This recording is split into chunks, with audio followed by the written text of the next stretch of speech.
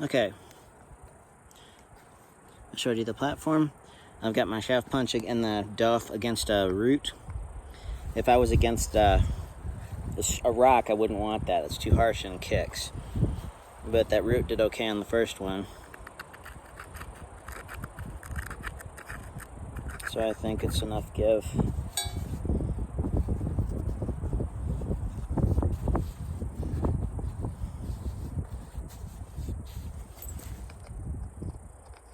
One of these days I need to make like 50 Clovis preforms and have everything ready to go, and then just do a whole bunch at once. You don't get as attached to your results when you haven't invested in the preform. Well, you have, but you don't remember that you did. Okay, I don't really like where I'm at, but I'm gonna do it anyway.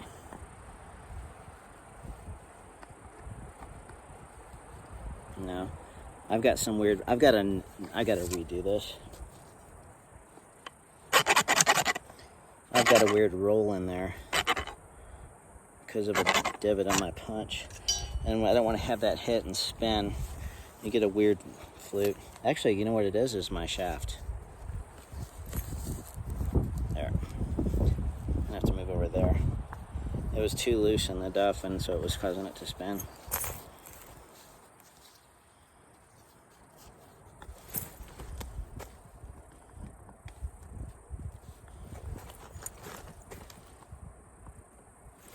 All right.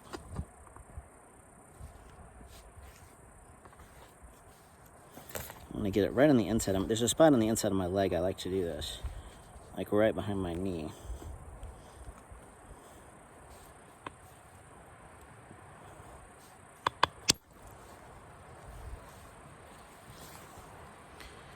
It went up to here. I kind of want it to go a little further, but I like the thickness, I like the taper, and now we can do some punch the rest of our point around that. And it should be structurally sound because nothing dove in, everything went in and stopped, right, because of our energy on the tip. The more you have things moving and soft and causing the platform to release where the support gives, that's when you get flakes to do weird things. If you get them, the more immobilized you can get them, then you make the platform and it just cuts that plane straight in.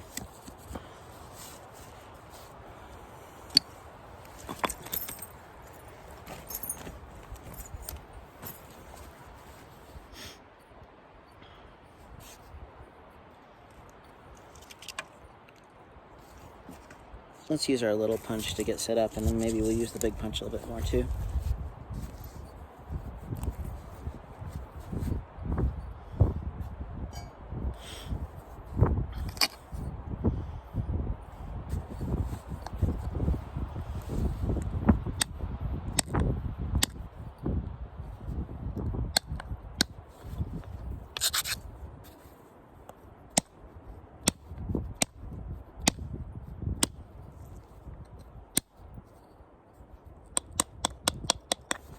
We have this thick area up here on the tip, so I'm just trimming it down so I can come back across.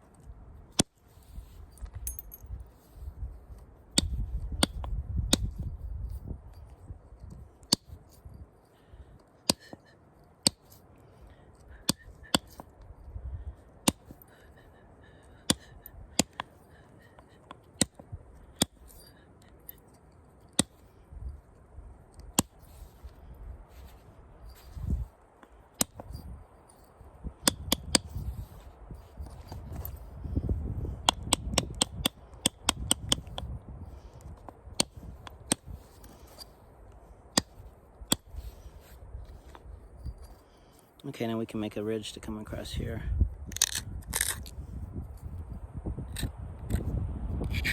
I'm gonna stick with the little baby punch.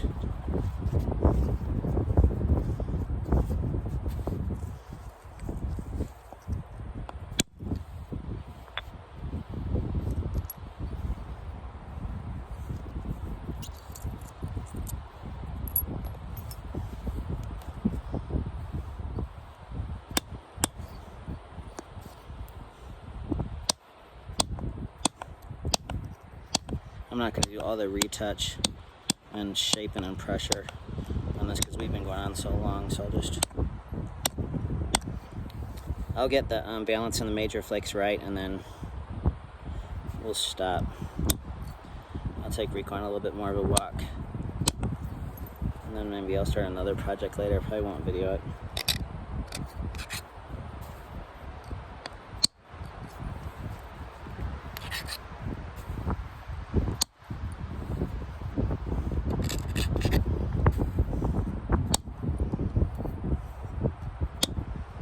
If you pretend like you're making something to thrust in a mammoth, you can really avoid yellow wrist.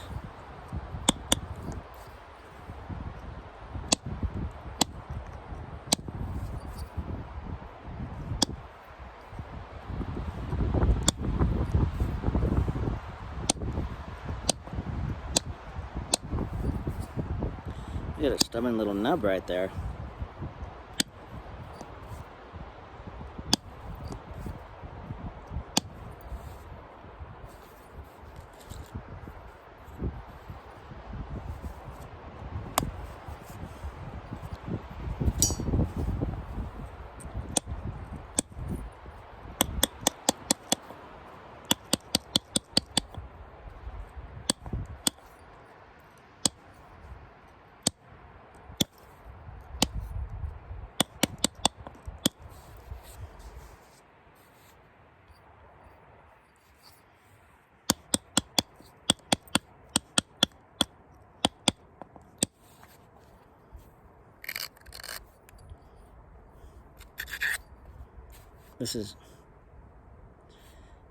Some of these are going to clean into the termination of that first flute, which doesn't really bother me too much.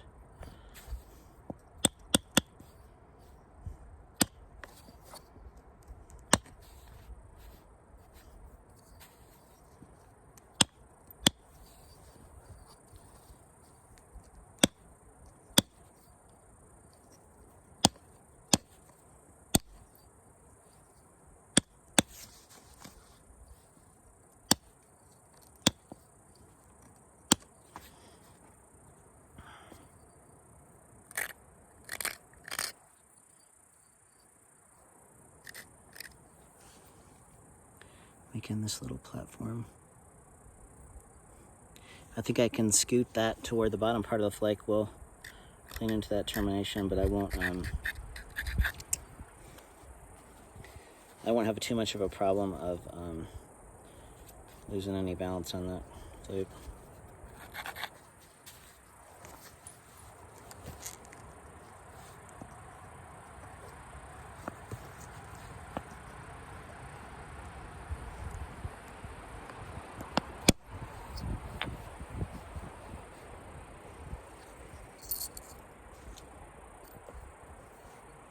That did nice. Went right to the termination. And my plane is similar. Okay, let's stop. This has been going on a long time. This will shape to be a pretty nice Clovis. It's a little bit on the thin side, but not too bad. And as I take it in, it will appear less thin. I'll need to do some. It's a risk to do too much pressure flaking on the bases of these things. So sometimes I like to go in with a little punch and just do a little punch flake. That way you can expand and control the angle of the plane. When pressure, you generally have to, on this tough rock, you'll have to brush with the antler too much. You can end up getting too deep in that base and making it thicker than you want. The high energy flakes will be nice. They'll be blending into the plane. That bark worked for a while, but I'm getting a little bit comfortable.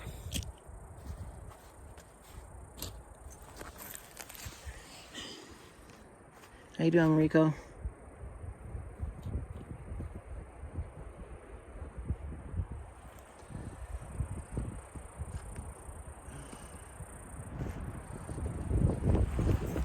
That's where we were earlier. It would have been way too windy out there.